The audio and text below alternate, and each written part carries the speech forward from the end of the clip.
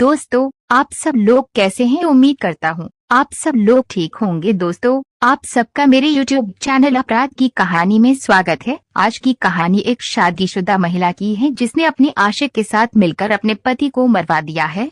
आप सब हमारे साथ हैं। चैनल को सब्सक्राइब करें, लाइक करें और कमेंट्स करें। अपने दोस्तों के साथ शेयर जरूर करें। बहुत से लोग हैं जो सब्सक्राइब नहीं करते हैं। आपके सपोर्ट से मुझे हिम्मत मिलती है, इसलिए कंजूसी ना करें। चले कहानी शुरू करते हैं। जब प्रेमी के चक्कर में फंसी पत्नी पति की दुश्मन बन जाए तो उसे कौन बचा सकता है।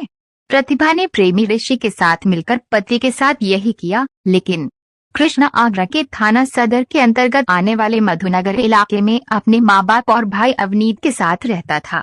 इटौरा में उसकी स्टील रेलिंग की दुकान थी जो काफी अच्छी चल रही थी। कृष्णा की अभी शादी नहीं हुई थी। उसकी शादी के लिए जिला मैनपुरी के कस्बा बेवर की युवती प्रतिभा से बात चल रही थी। कृष्णा ने अपने परिवार के साथ जाकर लड़की देखी तो सबको लड़की पसंद आ गई। देखभाल के बाद शादी की तारीख भी नियत कर दी गई। फिर हंसी खुशी से शादी हो गई। नई दुल्हन को सबने हाथों हाथ लिया, लेकिन कृष्णा की मां ने महसूस किया है कि दुल्हन के चेहरे पर जो खुशी होनी चाहिए थी वह नहीं है, जबकि कृष्णा बहुत खुश था। मां ने सोचा कि प्रतिभा जब घर में सबसे घुल मिल जाएगी तो ठीक हो जाएगी। हफ्ते भर बाद जब सारे रिश्तेदार अपने अपने घर चले गए तो प्रतिभा का भाई उसे लेने के लिए आ गया। किसी ने भी इस बात पर ज्यादा गौर नहीं किया कि प्रतिभा आम लड़कियों की तरह खुश क्यों नहीं है। वह भाई के साथ पग फेरे के लिए चली गई और 4 से 6 दिन बाद कृष्णा उसे फिर ले आया। इसके बाद कृष्णा की पुरानी दिनचर्या शुरू हो गई।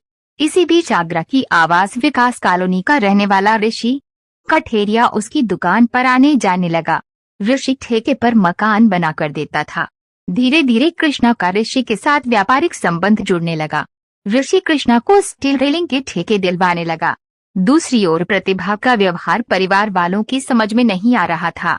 वह जब तब मायके जाने की जिद करने लगती तो सास उसे समझाती कि शादी के बाद बार बार मायके जाना ठीक नहीं है, ससुराल की जिम्मेदारियां भी संभालनी होती हैं।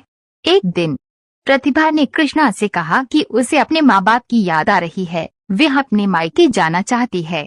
इस पर कृष्णा ने कहा कि जब उसे फुर्सत मिलेगी वो उसे छोड़ाएगा।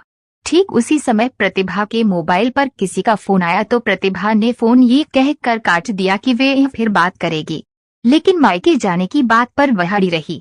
आखिर कृष्णा ने कहा, ठीक है, तुम तैयारी कर लो, मैं तुम्हें कल तुम्हारे मायके छोड़ाऊंगा। अगले दिन घर वालों की इच्छा के खिलाफ कृष्णा उसे ससुराल ले गया। बस में बैठते ही प्रतिभा का मूड एकदम बदल गया। अब वह काफी खुश थी। शादी के 4 महीने बाद भी कृष्णा अपनी पत्नी के मूड को समझ नहीं पाया था, पर कृष्णा की मां की समझ में ये बात अच्छी तरह आ गई थी कि बहू कुछ तो उनसे छिपा रही है।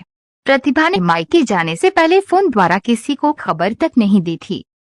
जब वह मायके पहुंची तो उसे देखकर उसकी मां हैरान होकर बोली, अरे दामाद जी, आप अचानक ही फोन करके खबर तो कर दी होती। इससे पहले कि कृष्णा कुछ कहता प्रतिभा बोली, मम्मी, हमारा फोन खराब था इसलिए खबर नहीं कर पाई। कृष्णा पत्नी की इस बात पर हैरान था कि प्रतिभा मां से झूठ क्यों बोली।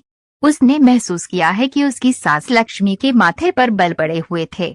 पत्नी को मायके छोड़ने के बाद कृष्णा जैसे ही आगरा वापस जाने के लिए घर से निकला तो उसे ऋषि दिख गया।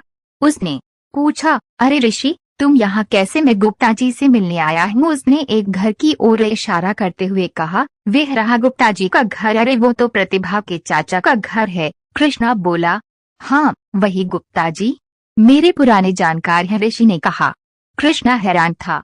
तभी उसने पूछा, तब तो तुम ये भी जानते होगी कि गुप्ता जी की बड़े भाई मेरे ससुर हैं? हाँ जानता हूँ, प्रतिभा उनकी ही तो बेटी है, ऋषि ने लापरवाही से कहा। लेकिन तुमने यह बात मुझे पहले कभी नहीं बताई? ऋषि ने पूछा। कभी जरूरत ही नहीं पड़ी, ऋषि ने कहा। तो कृष्णा ने मुड़कर प्रतिभा को देखा। शक का एक कीड़ा उसके दिमाग में घुस चुका था। उसने सामने से जाते हुए रिक्शा को रोका और बस अड्डे पहुंच गया। रास्ते भर वह यही सोचता रहा कि यदि ऋषि का प्रतिभा के चाचा के घर आना जाना था तो यह बात उसने या प्रतिभा ने उसे क्यों नहीं बताई। उसके जेहन में यह बात भी खटकने लगी कि मां ने उसे 1-2 बार बताया था कि ऋषि उसकी गैर मौजूदगी में भी कई बार उसके घर आया था। ये बातें सोचकर वह काफी तनाव में आ गया। अभी तक तो वह ये समझ रहा था कि नई नई शादी होने की वजह से प्रतिभा को मायके वालों की याद आती होगी, इसलिए उसका मन नहीं लग रहा होगा। लेकिन अब उसे लगने लगा कि उसका जल्दी जल्दी मायके आने का कोई और ही मकसद है। इसी तनाव में वह घर पहुंचा तो माँ ने छूटते ही कहा, बेटा तेरी बीबी के रंग ढंग हमें समझ नहीं आ रहे। उसका रोज रोज मायके जाना ठीक नहीं है। उस समय कृष्णा ने कुछ नहीं कहा, क्योंकि अभी उसे केवल शक ही था। जब तक वह मामले की तह तक नहीं पहुंचता तब तक घर में बताकर बेकार का फसाद फैलाना ठीक नहीं था। हफ्ते भर बाद वह पत्नी को मायके से लिवा लाया। कुछ दिन बाद पता चला कि प्रतिभा गर्भवती है। पिता बनने की चाह में कृष्णा के मन की कड़वाहट पिघलने लगी, लेकिन उसने अब ऋषि से घुल मिलकर बातें करनी बंद कर दी। इधर ऋषि भी समझ गया था कि कृष्णा के तेवर कुछ बदले हुए से हैं, इसलिए वह भी सतर्क हो गया। शक का कीड़ा जो कृष्णा के दिमाग में रंग रहा था, वह उसे चैन से नहीं रहने दे रहा था। वह अपनी परेशानी किसी को बता भी नहीं सकता था। एक दिन कृष्णा के बहन बहनोई घर आए तो बहनोई ने बातों ही बातों में कृष्णा से पूछा, आजकल लगता है दुकान पर तुम्हारा मन नहीं लगता, क्या कोई परेशानी है? नहीं जीजा जी, ऐसी कोई बात नहीं है, दरअसल तबीयत कुछ ठीक नहीं है, कृष्णा ने जवाब दिया। लगता है प्रतिभा तुम्हारा ठीक से ख्याल नहीं रखती, बहनोई ने पूछा तो कृष्णा की मां ने कह दिया, अरे दामाद जी, ख्याल तो वो तब रखे जब उसे मायके आने जाने से फुर्सत मिले। सास की बात प्रतिभा को अच्छी नहीं लगी। उसने छूटते ही कहा, इस घर में किसी को मेरी खुशी भी नहीं सुहाती, कहकर वह दनदनाती हुए अपने कमरे में चली गई। इससे कृष्णा के बहन बिनोई समझ गए कि पति पत्नी के संबंध सामान्य नहीं हैं। कृष्णा को पत्नी का ये व्यवहार बिल्कुल भी अच्छा नहीं लगा।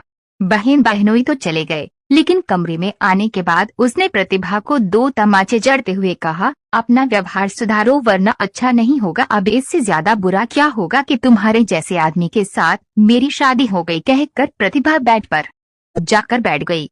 उस दिन के बाद उन दोनों के बीच दूरियां बढ़ने लगी।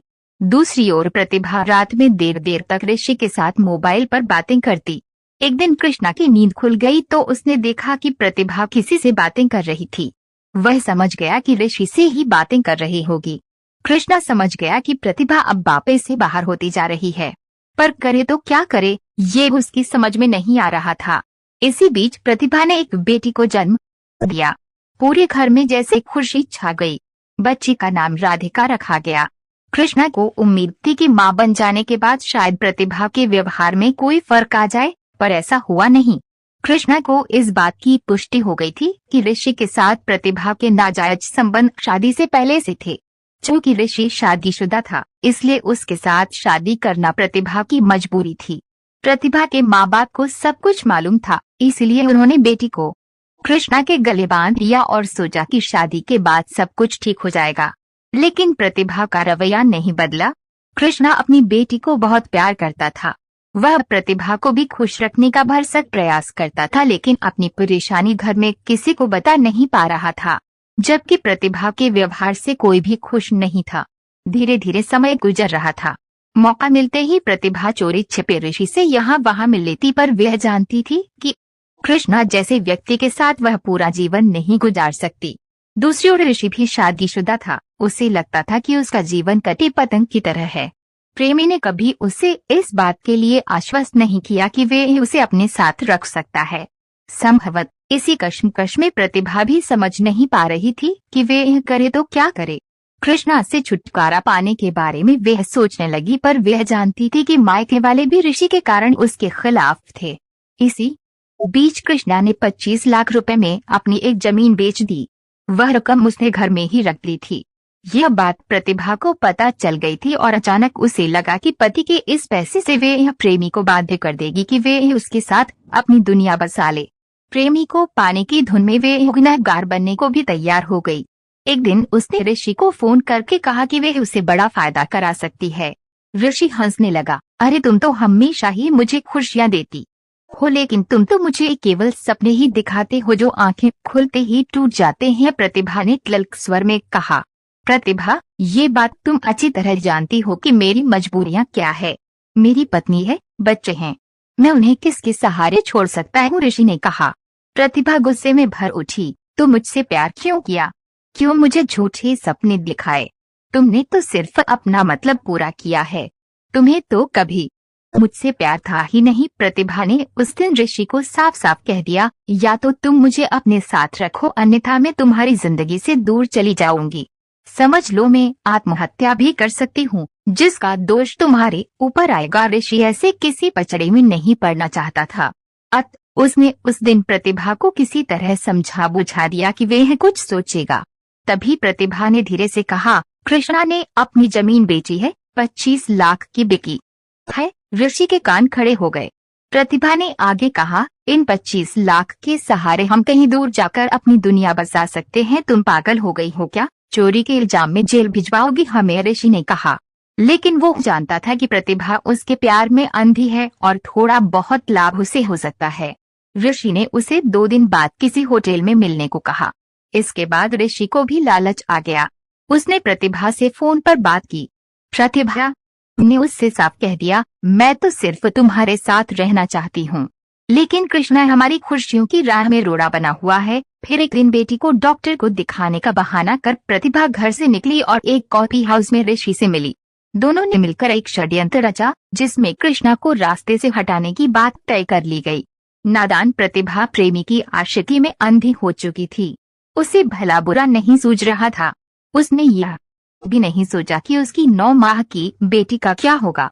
इधर प्रतिभा के बदले हुए तेवर देखकर एक दिन सास ने कहा, बहू क्या बात है, आजकल तू हर वक्त तो घर से निकलने के बहाने ढूंढती रहती है। नहीं तो मम्मी, ऐसी कोई बात नहीं है, राधिका की तबीयत ठीक नहीं रहती, इसलिए परेशान रहती हूँ। प्रतिभा ने बहाना बनाया। देख बहू, हमारे परिवार का समाज में सम्मान है। हमारे परिवार में बहुएं सिर्फ घर के बच्चों और पति के लिए ही जीती मरती हैं। कहकर सास अपने कमरे में चली गई। कृष्णा को रास्ते से हटाने की योजना बन चुकी थी और 25 लाख रुपए में से 5 लाख रुपए देने का वादा कर ऋषि ने इस साजिश में अपने दोस्त पवन निवासी रायमा जिला मथुरा को भी शामिल कर लिया था। 13 फरवरी 2018 को कृष्णा के पास ऋषि का फोन आया। उसने बताया कि उसे एक बहुत बड़ा ठेका मिला है। उस बिल्डिंग में स्टील ग्रिल भी लगनी है। अगर तुम ये काम करना चाहते हो तो बात करने के लिए रायमा जाओ। कृष्णा ने पहले तो सोचा कि वे उससे कोई संबंध नहीं रखना चाहता, क्योंकि वे विश्वास के काबिल नहीं है। पर फिर उसे लगा कि पारिवारिक बातों को व्यापार से अलग ही रखना चाहिए। उसने कह दिया कि वे शाम तक रायमा पहुंच जाएगा। कृष्णा ने घर से निकलते वक्त अपनी मां को बता दिया है कि एक सौदा करने के लिए वह रायमा जा रहा है। पति के घर से निकलने के बाद प्रतिभा ने अपने प्रेमी ऋषि को फोन करके बता दिया है कि कृष्णा घर से चल दिया है। घर में किसी को भी नहीं मालूम था कि कौन सा कहर टूटने वाला था। कृष्णा रायमा पहुंचा तो वहां ऋषि, पवन और रायमा निवासी टिल्लू बातों में उलझाकर कृष्णा को खेतों की ओर ले गए। लेकिन तभी वहां कुछ लोग आ गए और वे अपने मकसद में कामयाब नहीं हो सके। जब रात में कृष्णा घर पहुंचा तो उसे देखकर प्रतिभा हैरान रह गई। देर रात को प्रतिभा ने ऋषि को फोन किया तो उसने प्रेमिका को सारी बात बता दी। अगले दिन ऋषि ने कृष्णा के फोन पर बता दिया है कि उसकी पवन से बात हो गई है। वह अब अपने घर में रेलिंग लगाने का ठेका देने को तैयार हो गया है, तुम आ जाओ। सीधा सादा कृष्णा बिना कुछ सोचे समझे 14 फरवरी 2018 को अपनी मां से रायमा जाने की बात कहकर घर से निकल गया, जहां स्टेशन पर ही उसे ऋषि मिल गया। ऋषि उसे बातों में लगाकर इधर उधर घुमाता रहा। तब तक शाम हो गई। तभी पवन का फोन आ गया। उसके कहे मुताबिक ऋषि कृष्णा को खेतों की तरफ ले गया। तब तक अंधेरा होने लगा था। तभी वहां उसे पवन दिखाई दिया, जिसने इशारा करके उन्हें सड़क पार कर खेत में आने को कहा। कृष्णा को जब तक कुछ समझ में आता तब तक काफी देर हो चुकी थी।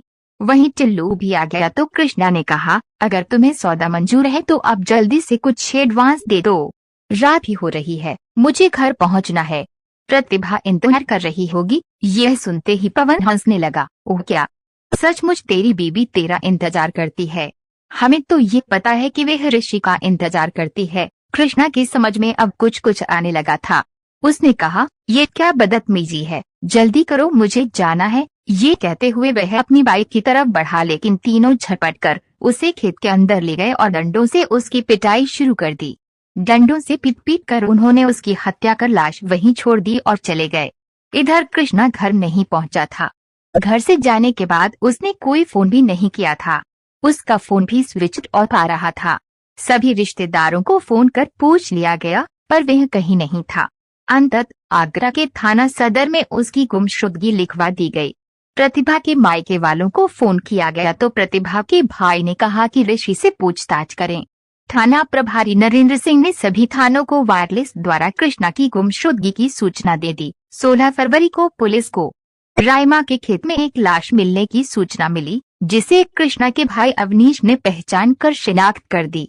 घर वालों से पूछताछ की गई तो कृष्णा की मां ने कहा कि कृष्णा ने उसे बताया था कि रेलिंग का ठेका लेने के लिए वह रायमा जा रहा है, पर वह कहाँ जा रहा था उसे पता नहीं था। 13 और 14 फरवरी को भी वह रायमा गया था। 13 को वह देर रात घर लौटा था।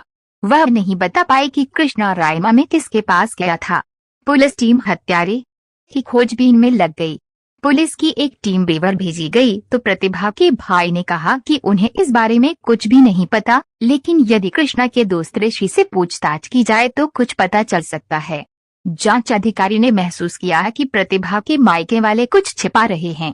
इसके बाद थाना प्रभारी ने कृष्णा के घर जाकर प्रतिभा से पूछताछ की तो महसूस किया है कि उसे पति की मौत का जैसे कोई दुख नहीं था। इसी बीच पुलिस को एक मुखबिर ने बताया कि ऋषि की दोस्ती रायमा निवासी पवन के साथ है। अगर उसे हिरासत में लिया जाए तो केस खुल सकता है। पुलिस ने रायमा में पवन को उसके घर से गिरफ्तार कर लिया। उससे पूछताछ की गई तो पता चला कि मृतक की पत्नी प्रतिभा के साथ ऋषि के नाजायज संबंध थे। मृतक की पत्नी प्रतिभा ने ऋषि को बता दिया था कि कृष्णा ने जो 25 लाख रुपए की जमीन बेची है, उन पैसों से वे एक अच्छी जिंदगी की बुनियाद रख सकते हैं। इसके बाद पवन ने कृष्णा की हत्या की सारी कहानी बता दी। पुलिस ने 18 फरवरी को प्रतिभा को हिरासत में ले लिया। थाने लाकर जब उससे पूछताछ की गई तो उसने भी अपना अपराध स्वीकार कर लिया। इस बीच पुलिस को ये जानकारी भी मिली कि ऋषि ने बाह थाने में अपने अपहरण की रिपोर्ट दर्ज कराई थी, जिसमें उसने बताया था कि वे किसी तरह अपहर्ताओं के चंगुल से छूटकर भागा है। मुखबिर की सूचना पर पुलिस ने ऋषि और टिल्लू को भी गिरफ्तार कर लिया। प्रतिभा ने योजना बनाकर अपने हाथों अपना सुहाग तो उजाड़ दिया, लेकिन उसे इस बात की जानकारी नहीं थी कि जिन 25 लाख रुपयों के लालच में उसने ये सब किया, वह रकम कृष्णा ने अपने कमरे में न रखकर अपनी मां के पास रख दी थी। पुलिस ने ऋषि, प्रतिभा, पवन और टिल्लू से पूछताछ के बाद उन्हें न्यायालय में पेश करके जेल भेज दिया। 9 माह की राधिका अनाथ हो चुकी है। मां जेल में है और पिता की हत्या कर दी गई है। बूढ़ी दादी अब कैसे उसे पाल पाएगी, यह बड़ा सवाल है। दोस्तों, आपको कहानी कैसी लगी कमेंट कर जरूर बताएं और एक बार आपसे कहूँगा चैनल को सब्सक्राइब करें और लाइक करें, शेयर करें भी करें। कल फिर मिलेंगे एक और नई कहानी के साथ। तब तक अपना ख्याल